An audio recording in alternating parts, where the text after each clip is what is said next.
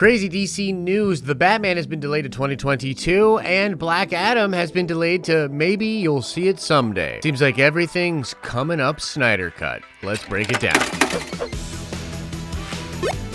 What's up, everybody? It's Josh. Welcome back to the channel. Smash that like button. Let's get right into this news. This was a developing story from yesterday as Warner Bros. Moved the upcoming Dune remake movie to 2021. And they happen to move it on the exact day that Matt Reeves The Batman was originally going to come out. The Batman starring Robert Pattinson is now set to open on March 4th of 2022. Now, the Flash movie and Shazam 2 have been moved to later dates as well, with Shazam 2 being moved all the way to 2023. But strangely enough, the Black Adam film has been removed from the DCEU or DC film slate entirely. And that is very interesting. So let's first talk about The Batman and that film and that release. I find this to be very interesting because it seems like they're actually going to be going back to shoot this film relatively soon. It seems like they're going to be shooting. They're going to probably wrap this up in enough time to actually put the movie out at its original release date or somewhere close. But this is actually because films that were supposed to be coming out this year are being pushed, which are pushing movies that were said to come out in 2021 into 2022. This is insanity. Now, I think the film will be fine, and I think that by that time, theaters should be back to some semblance of normal, and it's going to be really interesting to see how the industry has changed. What kind of a draw does that movie have? But, you know, we've heard some things about how Matt Reeves The Batman isn't really that big of a budgeted movie anyways. It's only going to be around $100 million, maybe 150 max. It's not crazy blockbusters Avengers level, so probably okay to put a movie out like that, and even if theater attendance is diminished in the future past getting a vaccine, yeah, we'll still be able to make some money on the Batman movie. But the other aspect of that no one's really talking about has to do with the Gotham City show that's being developed in conjunction with Matt Reeves' The Batman film. And in this sense, Warner Bros. Actually has an interesting opportunity because that show is said to be a prequel to the Batman film,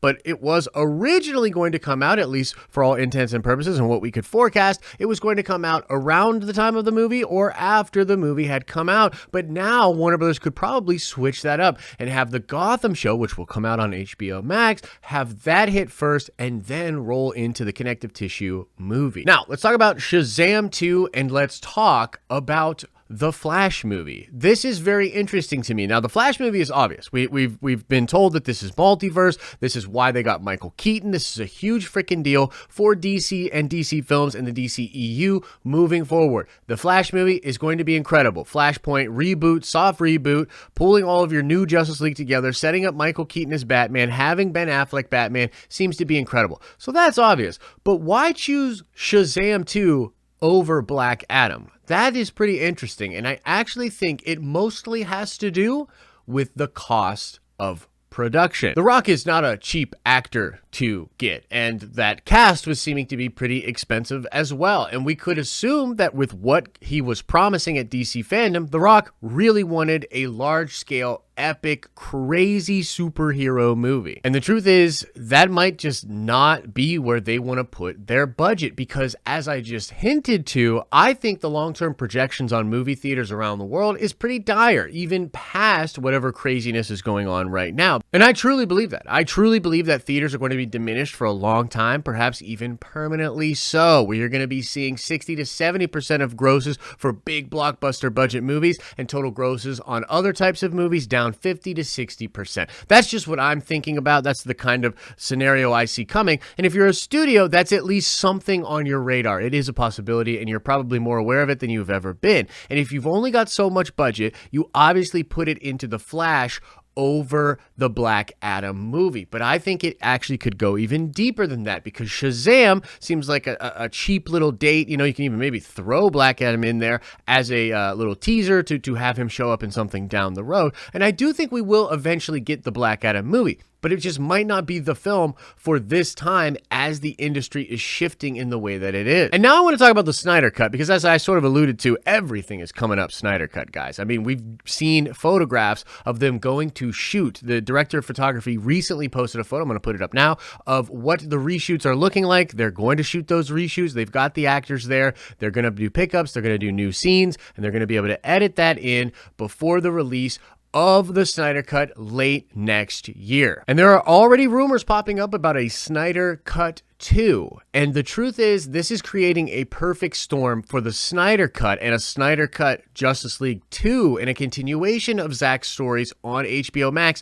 to not only be a significant part of the priority for Warner Bros., but to perhaps be their golden egg where they put most of their resources. And there are two main reasons why. Well, actually three. The first reason, which we all should just recognize, is that spending an additional $70 million to fix up that movie and get the ROI they think they will get out of it is a very smart buy. That's a very smart place to put that money as compared to making a $200 million Black Adam movie that you won't be able to release for like 3 to 4 years, and even then might not make the money. Yeah, so the Snyder Cut is a sure thing as far as where to put your money as a big studio, especially a telecommunications company like AT&T, and they're looking at ROI in very different ways than the Hollywood system because they just frankly don't care about the Hollywood system. The second reason is because the delivery. It's on HBO Max. You don't have to worry about putting it into movie theaters. You don't have to worry about making a deal for PVOD to cut theaters in or to get around prior contracts that you have written. You don't have to worry about any of that stuff. You've got the delivery system, and in fact, it is behind a paywall, which you are looking to increase. And number two, it is seemingly unattached to all of the other stuff that you have going on in the DC films,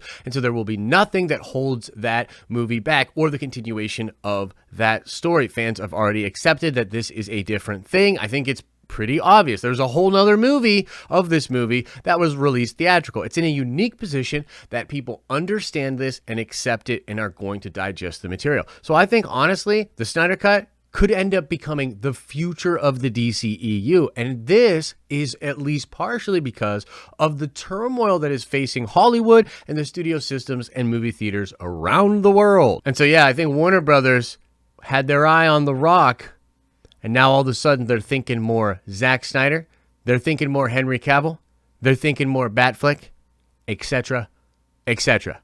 But that's the news and my take on it. I, of course, want to know what you think about all of this, so let me know in the comment section below. Now let's shout out Quentin Quintos. Yes, indeed, the good-looking Wade Wilson was a barber. And now let's ask another nerd card question before we get out of here. I want to know, what is the name of the nation that Black Adam rules over? If you like this video, make sure you drop a like on it. And if you're not subscribed to this channel, what are you thinking? You've got to subscribe so you don't miss the videos. And if you're enjoying the content over here, you will absolutely love the live streams we do straight from Nerd Ventures Tower, Monday through Friday, starting at 10 a.m. Eastern Standard Time. As I always say, I hope you're having an awesome and a nerdy day, and I'll see you in the next video.